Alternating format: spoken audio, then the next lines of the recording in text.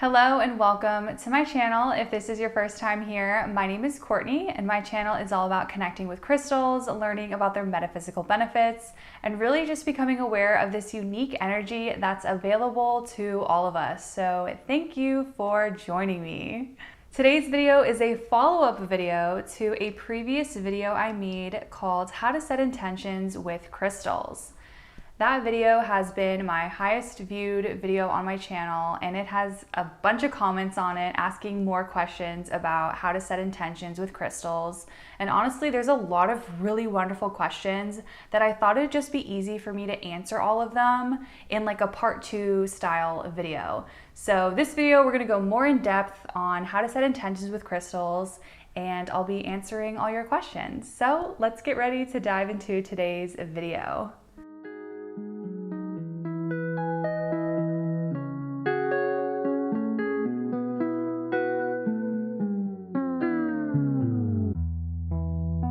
Alrighty, so I have my laptop here next to me and I'm just gonna be peeking at some of the questions, some frequently asked questions that were in the comment section of that video.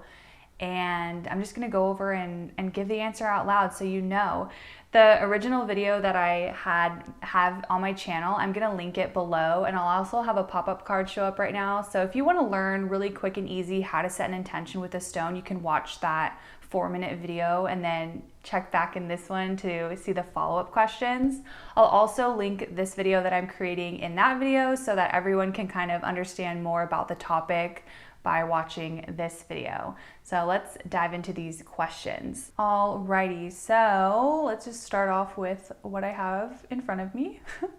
Is it okay if you haven't set an intention yet with your crystals and you're just finding out now? That is totally fine. When you get a crystal in your life and you're kind of just new to it and you're not supposed to know everything when you first start collecting crystals. It's part of the fun. So if you're just finding out now the power of setting intentions, that's wonderful. You can start implementing that now. There's nothing wrong with just working with the stone and having it next to you and just receiving those benefits, but you are gonna take it up a notch when you start setting intentions with your crystals. All right, let's look at this next question. What order should I cleanse, charge, set intentions? And a bunch of questions have been asked in different order. Should I charge, cleanse, set intentions? What's the correct way to do this? Honestly, it's really up to you. Personally, I think it's really wonderful to cleanse your crystal first. You want to cleanse it, you want to clear it, get all the past energy, out of it, set your intention, and then I like to charge. So you can do it in that order, but that's not the order that you have to do it. If you feel called to charge your crystal, cleanse your crystal, and then set your intention, that's fine too. It's really up to you how you want to go about setting intentions. Maybe it's going to take you a couple days to kind of figure out what intention you want to set. So just go with what feels good for you. Where should I keep my crystals after I set the intention? Do they need to be around me all the time?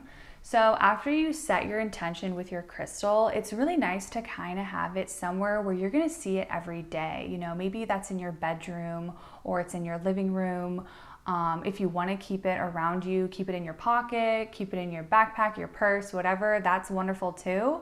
You just kind of want to be mindful, and visually seeing your crystal every day is going to enhance the intention that you set with your stone. Is charging and setting intentions the same thing? No, charging is not the same thing as setting intentions. Setting intentions is giving your crystal a job, a purpose, a way that you can work with your crystal consistently, however long you want to work with that intention with that stone.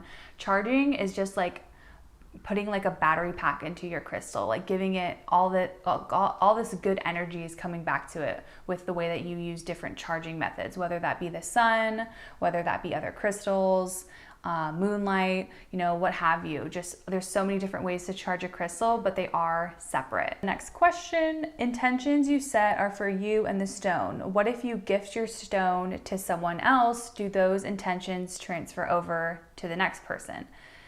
When you set intention with your crystal, it is only for you and your crystal.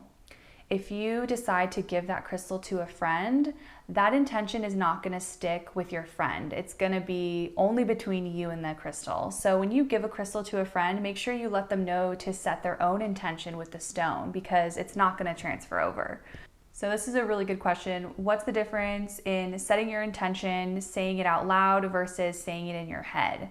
So I'm kind of a big believer in kind of like the power of our voice, and I really do like setting intentions and saying it out loud, but you can 100% set intentions in your mind. I just feel like if we're thinking of it in a vibrational way, you know, our voice, it's just like this more powerful vibration that we're setting with our crystal, this intention that we're setting. It has more power to it, I feel like. But if you are in a situation where maybe you have roommates or a lot of people around you and you don't feel comfortable, you know, stating that intention out loud, that's totally fine. You can think of it in your head. Maybe when you do have alone time, you can kind of say it out loud. If you're working with a stone and you're setting a really big intention, like you really want this thing to happen, I would say it's best to speak it, say it out loud. You know, when you have that opportunity to be alone with your stone, say it out loud. Next question is setting intentions witchcraft. Okay, so this really depends on the person, honestly. When I set intentions, I don't feel like I am partaking in witchcraft, but if someone who is into witchcraft is setting intentions, then for them, it's gonna be part of their practice and it'll probably resonate as witchcraft for them. But if you are like, no, it's not witchcraft, it's just me setting an intention, it's like an energy vibrational thing, then that's how you choose to practice it. You know, it's all based on you. So it's not necessarily witchcraft, I wouldn't say so. Okay, next question. Should I set intentions all at once with many stones, or should I do it one by one at different times? So I'm imagining this is a situation maybe where you just went crystal shopping and you have a crystal haul. Maybe you bought like 5 different crystals and now you're home and you're like, oh man, I need to set intentions to all these. Really, the answer to this is when you want to set an intention with your stone is when you know what you want to do with that stone. So if you're not feeling called to set the intention with every single stone you just got, just do it with the one that you're kind of vibing with the most. You know, maybe you got like a piece of jade and you're really excited to work with jade, but then you also got rose quartz and aquamarine and black tourmaline, and you're just really vibing with that jade. I would say that's a sign that jade really wants to work with you. So set that intention with jade first, and then when you feel called to, set the intentions with the other stones you got. So this is kind of a tricky question. I don't really know how to rephrase this, but someone was asking, when you have a crystal and you're setting one intention to that crystal, does it still have all the benefits of the properties that the stone has? And the simple answer is yes. So if you had a crystal, let's say you got lapis lazuli, and the properties of lapis lazuli are working with your throat chakra, working with your third eye chakra. It helps you be more intuitive, kind of like, just like more like into that realm, you know, higher up chakras. That's its core vibration, but you decide to set an intention of having it bring, you know, a new relationship into your life. What will happen is that the stone is going to be working with its main frequency, its main core, you know, properties. But depending on the intention you set, it's going to work in its way, have its magic work in a way where it's going to be attracting your intention to you. So let's say you're at a party and you see someone, you think they're cute, and you have the courage to go talk to them.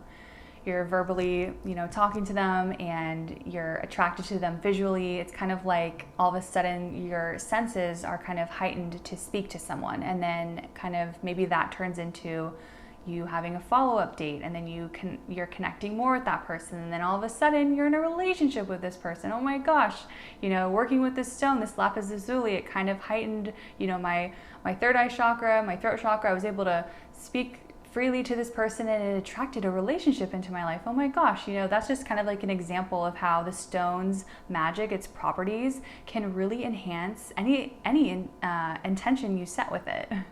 This is probably the most common question that gets asked, and it is, after you cleanse your stone, do you have to set your intention again? And the answer is no. You would only have to set your intention again if you are clearing your crystal. When you're cleansing your crystal, it's kind of like you're just giving it a bath. You're refreshing its energy. You're revamping its energy. It's going to make it feel fresh and clean and ready for you. It's not going to forget about the intention you set. It only will clear your intention when you are clearing the intention. If you say to your stone, I clear you of all past intentions, I'm starting fresh and I'm going to do a new intention setting with you, then you're setting the tone, you're letting the crystal know, okay, we're starting over. That's the only case when you would redo the intention you set. So I hope that makes sense. Alrighty. Does this apply with crystal jewelry? So setting intentions with crystal jewelry. Absolutely.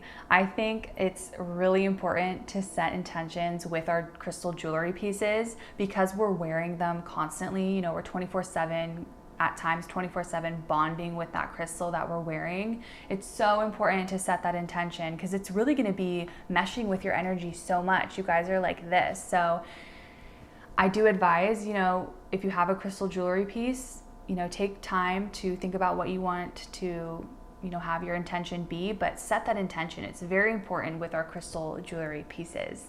And then a very common question that was asked in that original video I made is if you have to use white sage to cleanse your stone. And the answer is no. You can use whatever cleansing method you feel comfortable doing. I wish I could go back in that video and state that instead of saying you have to use white sage. You can use whatever cleansing method you want to use. You can use incense, you can use rice. I love to do an overnight rice soak. You can cleanse with other stones like selenite, clear quartz, carnelian, you know, water if that's safe, salt. I have a whole video on how to cleanse and charge crystals. If you want to check that out, I'll have a pop-up card show up because there's honestly so many ways to do this. So yeah. So that's really the bulk of the questions that were frequently asked in that video. I think I went over everything that I think is really useful for you guys to know. Of course, if you have any follow-up questions, I'll definitely answer them in the comments. Another thing that was kind of requested in that video is kind of like an example, like what are examples of setting intentions with stones? So I thought maybe I would just say a few out loud to kind of help you if you wanted to know some examples of how to set intentions. So yeah, if you watched my video, you can watch my video to see how to do this. But if you want a real example, let's say you have a piece of carnelian, kind of did some research, you know, the energy of carnelian, and you'll take it in your hand and you'll say, I set an intention with this stone. This stone is going to provide me the energetic support to push through any blockages and go full force in all of my passions. It's kind of like the flow of how you set your intention. Maybe you have a green malachite and you want to set an intention with green malachite. Maybe you want to work on your heart chakra. You can hold it in your hand. You could say, I set an intention with this stone that this stone is going to open my heart chakra in ways that will transform my heart and guide me towards my higher self and my higher purpose. You know, it's kind of like you're kind of stating what will happen in your intention. It's kind of like an affirmation, but it's good to take time, think about what you want your stone to do for you, how you want to work with your stone. Take time to really, you know, connect with your stone and set that intention. It's really important. So I hope this video was helpful, kind of going over these frequently asked questions. Again, any questions that you have, let me know in the comments below and I will answer them. I hope that you enjoyed this video. If you did, please give it a big thumbs up. If you are new here, I would love it if you subscribed. Come on and check out some of my other videos. Thank you so much for being here, and I will see you in my next one.